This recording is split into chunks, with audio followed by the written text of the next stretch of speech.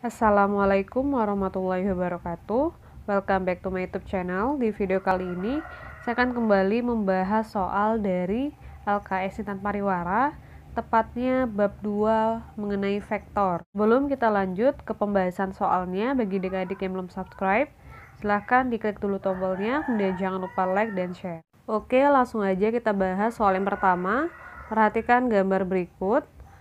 Yang ditanyakan adalah vektor resultan pada sumbu X dan Y adalah untuk menghitung berapa vektor resultan pada sumbu X dan sumbu Y. Langkah pertama yang kita lakukan adalah menguraikan vektor ini, ya, masing-masing vektornya, baik pada sumbu X maupun pada sumbu Y. Untuk yang V1 ini, ya, karena dia arahnya ke kanan, sehingga untuk yang di sumbu X pun juga kita buat ke arah kanan. Jadi di sini ya, dia di arah kanan. Namanya adalah V1X. Yang ini adalah V1Y. Nah, kemudian tinggal kita uraikan aja ya. Kalau V1X itu nilainya adalah V1 cos 30. Sementara V1Y adalah V1 sin 30. Di sini kalau kita lihat ya, yang V1X dia menggunakan cos. Sementara V1Y menggunakan sin. Apakah selalu seperti itu? Pada sumbu X menggunakan cos, sementara pada sumbu Y selalu menggunakan sin? Tidak, ya, jawabannya tidak. Dia bergantung kepada sudutnya. Kalau di vektornya yang di sini tadi, kan dia V1X tuh. Dia garis vektornya ini ya, dekat dengan sudut yang ada angka, berarti dia cos. Sementara V1Y kan di sini ya. Nah, di sini kalau kita lihat ya, saya hapus dulu. Kan di sini ya V1Y-nya. Nah, di sini kan dia nggak ada angka, ya kan? Nah, karena nggak ada angka, berarti dia menggunakan sin. Oke, paham ya adik-adik ya? Kalau udah kita lanjut, masukin aja nilai V1-nya itu 10. Dari sini nilainya, kemudian cos 30 nilainya adalah setengah akar 3. Bisa dicek dengan kalkulator ya, bisa setengah akar 3 atau 0,86. Kemudian dihitung aja ya, jadinya ini berarti 10 kali setengah berarti 5, kemudian dikali dengan akar 3.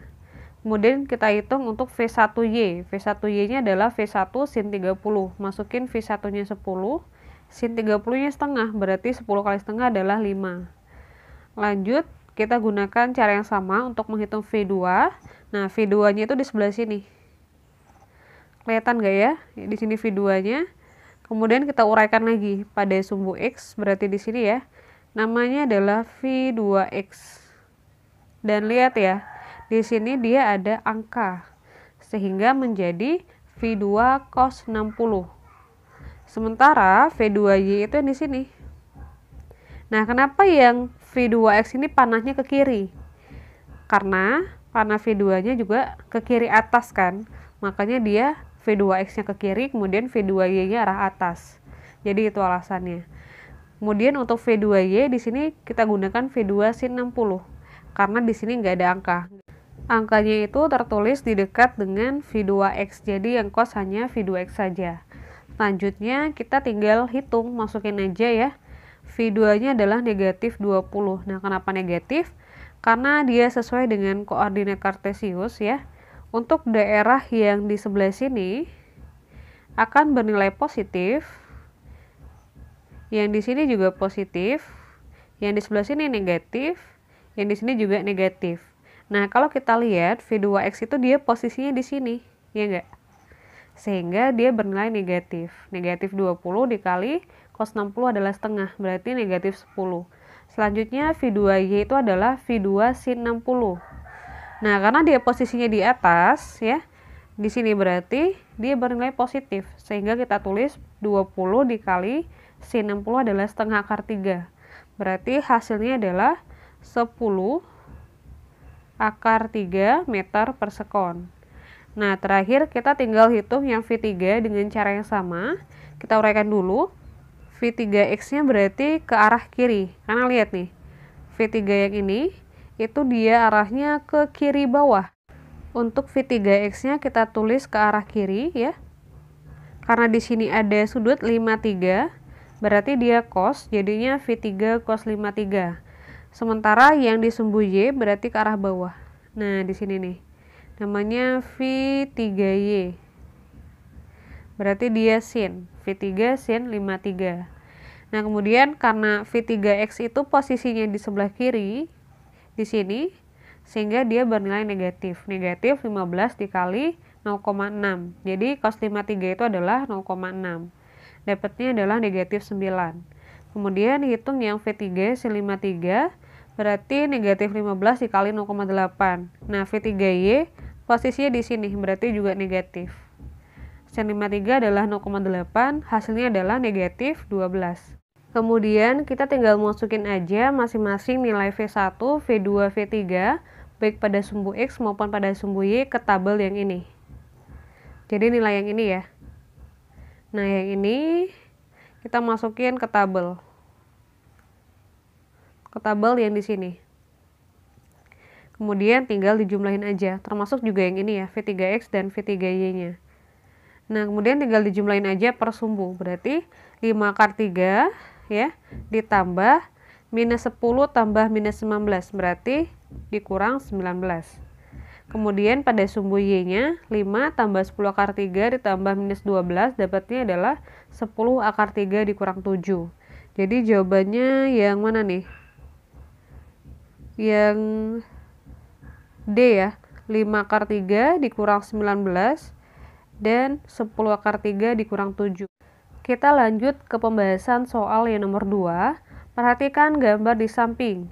Jika satu kotak mewakili satu satuan, penulisan vektor gaya yang benar sesuai aturan vektor satuan adalah.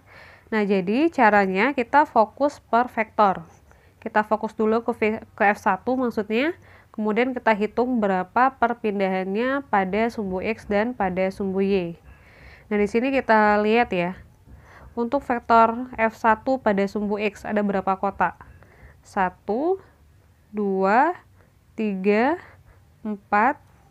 Kita tandain gini aja deh ya. 1, 2, 3, 4, 5, 6, 7 ya. Berarti ada 7 kotak.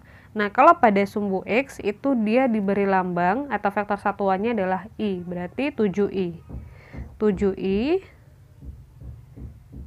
Kemudian ditambah ya, kita hitung pada sumbu Y-nya. Kalau pada sumbu Y nanti dia lambangnya J, bukan lambangnya vektor satuan. Kita hitung ya, warna biru ya untuk yang sumbu Y. 1, 2, 3, ada 3, berarti 7I ditambah dengan 3J. Kita cek ya yang mana, 7I tambah 3J, berarti, oh yang B ya. Cuman B nih yang 7I tambah 3J, selebihnya beda. Tapi kalau untuk mastiinnya kita hitung yang di sumbu, yang di F2 maksudnya. F2 caranya sama. Kita hitung pada sumbu X ya. 1, 2, 3, 4, 5. 5I ya berarti, kemudian kita tinggal hitung pada sumbu Y-nya. 1, 2, 3, 4, 5, 6. Berarti 5I ditambah dengan 6J. Nah, benar ya, berarti yang B nih jawabannya. Oke, kita lanjut ke pembahasan soal yang nomor 3. Perhatikan vektor gaya di samping. Jika nilai F sama dengan 15 Newton, nilai komponen vektor pada sumbu X dan sumbu Y secara berturut-turut adalah. Nah, jadi untuk menyelesaikan soal ini, kita bisa mengerjakan dengan persamaan F per sin 90 sama dengan X per sin 37. Nah, dapatnya dari mana? Nah, caranya gini. Jadi, kalau kita gambarin ya, ini anggap aja gambarnya lurus ya garisnya. Ini sumbu X, kemudian ini sumbu Y. Kemudian ini ada F. Nah, jadi F itu adalah resultannya. Jadi kalau garis yang di tengah pokoknya itu namanya adalah vektor resultan. Itu dia F sebesar 15 Newton. Kemudian dari garis ini ya, kita bisa tarik garis lagi. Kurang panjang deh. Nah, anggap aja ini lurus ya adik-adik ya. Kita bisa tarik garis putus-putus. Kemudian yang ini juga. Nah, di sini sudutnya adalah 53. Kemudian F itu dia dibagi dengan sin sudut yang di sini. Nah, kalau kita lihat, sudut yang di sini itu besarnya adalah 90 derajat. Nah, kenapa 90? Karena bentuknya adalah segitiga siku-siku, sehingga besar sudutnya adalah 90 derajat. Kemudian untuk yang X, itu dia dibagi dengan sudut yang di sini. Nah, kalau kita lihat, segitiga yang ini ya, ujung yang ini maksudnya itu adalah segitiga siku-siku. Nah, kalau siku-siku berarti total sudut dari sini ke sini itu adalah 90 derajat. Ya enggak? Karena siku-siku kan. Sehingga besar sudut yang di sini itu adalah 90 dikurang dengan 53, yaitu 37. Oleh sebab itu, digunakanlah persamaan X per sin 37. Nah, kemudian tinggal kita hitung aja nih. Sin 90 itu adalah 1, ya enggak? Sehingga diperoleh F sama dengan X per sin 37. Untuk menghitung nilai X-nya berarti tinggal dikali silang aja kan? Berarti F dikali dengan sin 37. Nah, kemudian tinggal dimasukin aja tuh. F-nya 15 Newton ya dari soal ini. Kemudian sin 37 adalah 0,6. Dapatnya adalah 9 Newton. Kemudian kita tinggal hitung untuk vektor Y menggunakan persamaan F per sin 90 sama dengan Y per sin 53. Nah, ini tetap ya sama seperti tadi. Kemudian kalau sumbu Y itu dia dibagi dengan sin sudut yang di sini. Berarti sin 53. Sebenarnya ini nggak wajib ya gunain persamaan ini. Kalau semisalnya adik-adik mau gunain persamaan yang X juga bisa sih. Jadinya berarti X per sin 37 ya. Sama dengan Y per sin 53. Cuman karena saya pikir sin 90 kan 1, jadi itu lebih memudahkan perhitungan. Makanya saya menggunakan persamaan yang ini. Kemudian tinggal kita masukin aja ya angkanya. Y sama dengan F sin 53, F-nya 15, sin 53 adalah 0,8, berarti 12 Newton. Kita lanjut ke pembahasan soal nomor 4. Perhatikan 3 vektor gaya berikut. Nilai dan arah resultan ketiga vektor gaya tersebut adalah. Oke, langsung aja kita bahas. Kalau kita lihat di gambar ini, vektornya itu tidak diberikan nama.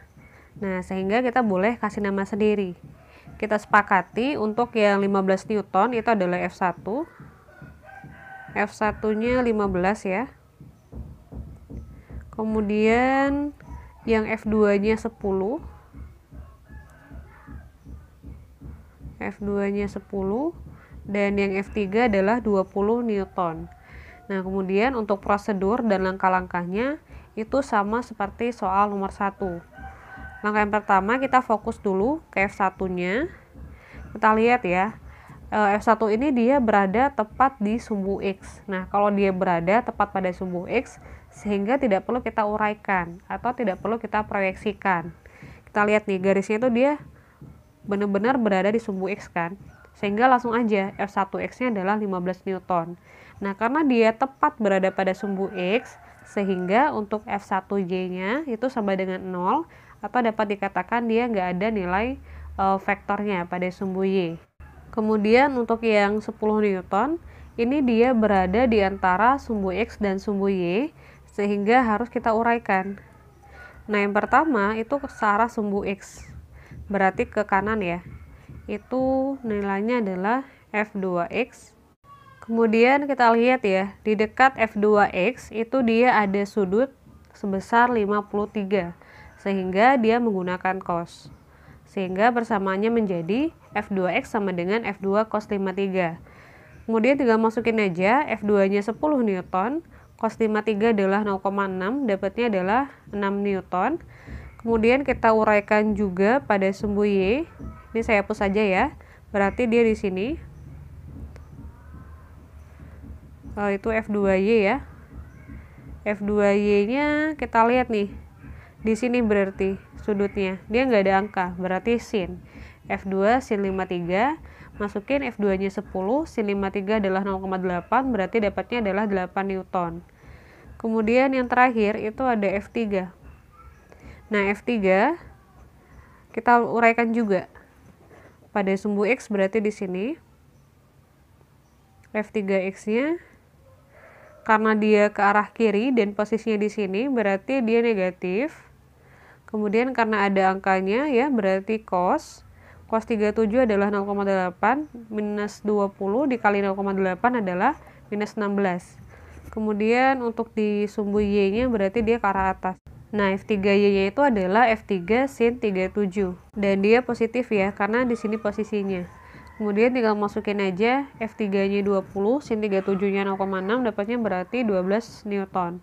Terakhir tinggal kita masukin aja ke tabel kayak tadi. Masukin F1 nya 15, F2 6, F3 nya min 16 sehingga diperoleh sigma Fx nya itu sebesar 5 Newton. Kemudian yang sumbu Y nya juga sama, kita jumlahin ya, 8 tambah 12 berarti 20 Newton. Itu untuk nilai sigma Fy nya ya. Kemudian tinggal kita masukin aja ke persamaan. Untuk menghitung berapa besar resultannya, kita gunakan persamaan akar sigma Fx kuadrat tambah sigma Fy kuadrat. Berarti 5 kuadrat ditambah dengan 20 kuadrat, yaitu 425. Kemudian tinggal dihitung aja ya, akarnya dapatnya itu adalah 5 akar 17. Kemudian kita tentukan arah dari vektornya. Kita menggunakan persamaan tan theta sama dengan sigma Fy dibagi dengan sigma Fx. Nah, sigma Fy nya itu adalah 20 dan sigma Fx nya adalah 5. Kemudian 20 dibagi 5 itu adalah 4 sehingga tan theta sama dengan 4. Nah, untuk menghitung theta itu kita ubah menjadi arcus tan 4. Jadi besarnya adalah 5 akar 17 dengan arahnya arcus tan 4. Yang ini ya berarti. Kita lanjut ke pembahasan soal yang nomor 5. Sebuah benda berpindah dari titik X1 menuju titik X2. Titik X1 adalah 7i tambah 5j dan X2 nya adalah 10i tambah 9j. Besar dan arah perpindahan vektor tersebut berturut-turut adalah, untuk menghitung berapa besarnya kita menggunakan persamaan ini. Dan sorry ya, ini harusnya bukan sigma deh, karena ini kan dikurang ya. Jadi nggak usah tulis sigmanya ya, jadi langsung aja xx kuadrat tambah xy kuadrat. Nah, x kuadrat itu, xx kuadrat maksudnya, itu diperoleh dari 10i dikurang dengan 7i. Kemudian kalau yang pada sumbu y itu adalah 9j dikurang 5j. Jadi dia nguranginnya per sumbu. Kalau yang sumbu x, vektor satuannya itu i. Sementara untuk yang sumbu y, vektor satuannya adalah j. Jadi gitu ya. Kemudian tinggal dihitung aja dapatnya yang ini berarti 3, yang ini berarti 4, dikuadratin dapatnya berarti 9 tambah 16. Ini dapatnya itu adalah akar 25. Nah, akar dari 25 itu adalah 5. Kemudian tinggal hitung aja untuk arahnya menggunakan persamaan xy dibagi dengan xx. Nah, xy-nya berarti 4, xy-nya 3. Dapatnya adalah tetanya arcus tan 1,3. Untuk nilai dari arcus tan 1,3 itu adalah 53, sehingga jawabannya yang B ya, 5 satuan ke arah 53 derajat. Oke, pembahasannya cukup sampai di sini. Untuk pembahasan materi yang lain atau video yang lain, adik-adik bisa lihat di kolom deskripsinya. Jangan lupa like, share, dan subscribe. Terima kasih. Wassalamualaikum warahmatullahi wabarakatuh.